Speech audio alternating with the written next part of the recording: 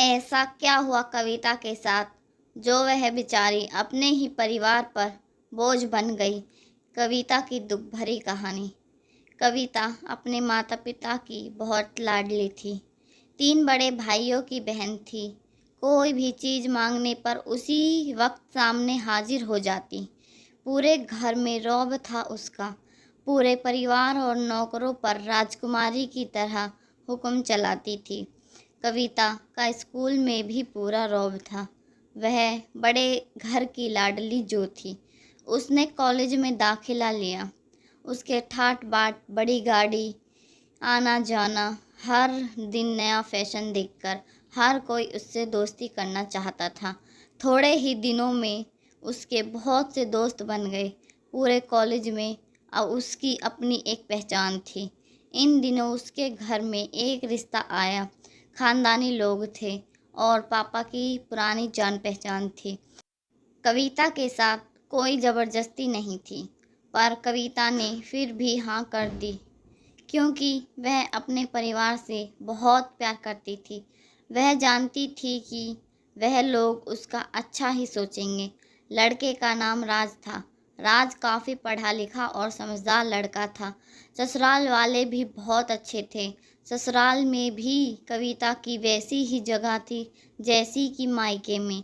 कोई भी कार्य कविता की सलाह के बिना नहीं होता था। सबकी लाडली बहू बन गई। वह फिर उसके घर एक बेटे का जन्म हुआ। राहुल कविता को जान से प्यारा था। पोता पाकर ससुराल वाले फूले नहीं समाते थे। कविता कभी कभी सोचती थी कि उसकी किस्मत कितनी अच्छी है।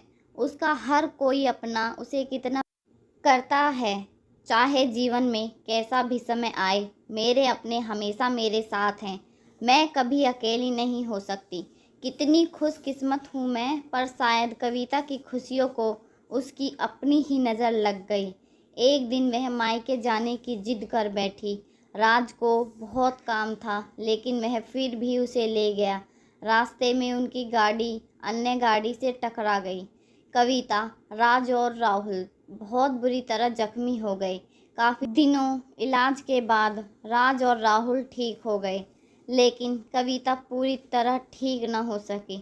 सिर पर चोट लगने के कारण वह अपनी आंखों की रोशनी खो बैठी। अब कविता की किस्मत उल्टे पांव चलने लगी। मायके वाले कुछ दिनों तक उससे मिलने आते रहे।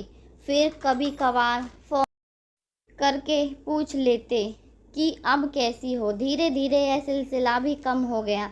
ससुराल वालों की सहानुभूति भी कम होने लगी। घर में किसी के पास बैठने के लिए कहती तो जवाब मिलता, बहुत काम है, अब तुम भी हाथ नहीं बटा सकती। राज भी चिड़चिड़ा हो गया। बस राहुल ही था उसके साथ, जिसके साथ हंसते खेलते उसका वक्त गुजरता।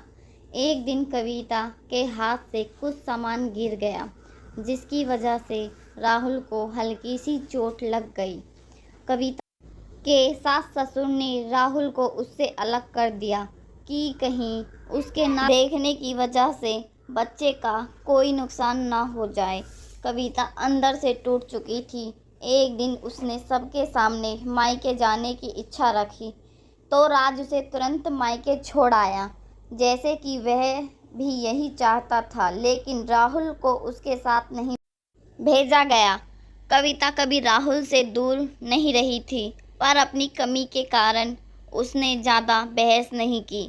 कविता को लगा कि 3-4 दिन वहाँ रहेगी, थोड़ा हवा पानी बदल जाएगा, क्योंकि वह कितने दिनों से कहीं बाहर नहीं गई थी। घर वाले भी इतने दिनों बाद उसे देखकर कितने खुश होंगे। कविता के घर पहुंचने पर सब लोग बहुत खुश हुए। खाने में सब कुछ कविता की पसंद का ही बना था। उसने अपने मम्मी पापा और भाई भाभीियों से दिल खोलकर बातें की। उनके छोटे छोटे बच्चे भी बुआ के साथ घुल मिल गए। रात को सोने के वक्त जब वह कपड़े बदलने लगी, तो उसे पता चला कि उसका बैग भरा हुआ है। वह समझ गई कि वह उदास हो गई। कुछ दिनों तक सब ठीक रहा, फिर जैसे सब बदलने लगा, सबका व्यवहार बदल रहा था। वह लोग जैसे थक चुके थे उससे सब लोग घुमा फिरा कर पूछने लगे कि राज कब आ रहा है उसे ले जाने। वह बहाना बना देती, जबकि वह जानती थी कि उस घर में अब उसके लिए कोई जगह नहीं है। कविता से चलते वक्त कुछ न कुछ नुकसान हो जाता, थोड़ी बहुत टोका टोकी सुनाई देती, वह टाल देती। एक दिन उसके हाथ से लगकर कीमती फूलदान टूट गया। छोटी भाभी ने बहुत हंगामा मचाया। कविता के माता पिता रोज रोज के झमेलों से तंग आ गए थे। उन्होंने राज को खुद ही फ़ोन कर दिया।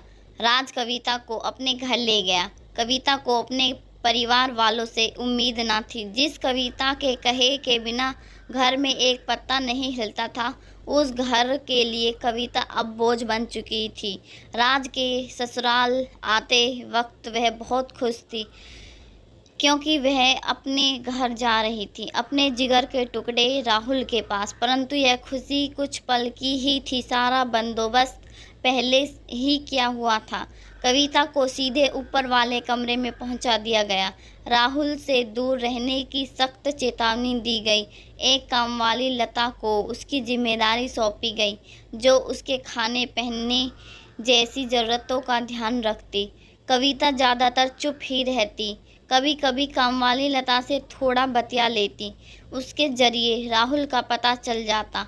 सबकी लाडली बेटी और बहू सबके लिए लाडली से बोझ बन चुकी थी।